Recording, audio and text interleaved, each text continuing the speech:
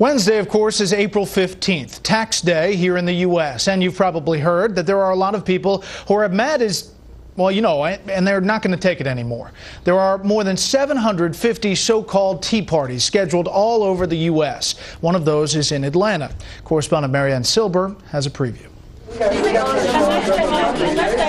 Armed with markers and poster board, these Georgia taxpayers are fed up. So they're planning a tea party, like that one in Boston 236 years ago. But this time, they're protesting port projects, government bailouts, and record-breaking deficits. It's taxation with representation. They just don't like the representatives. I think this is the only way our voice will be heard.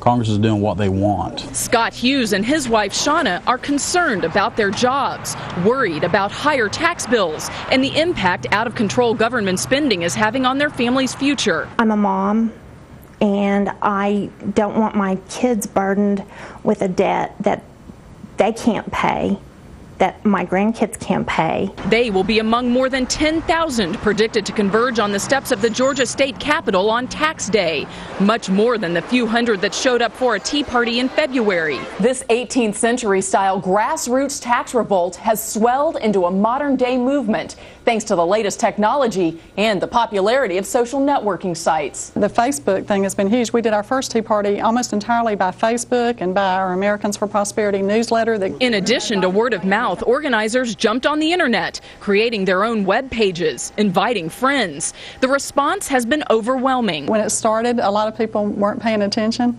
but we knew that we had a cause that was right. Those attending the Tea Party say it's not about partisan politics. It's about irresponsible spending and the will of the people falling on deaf ears.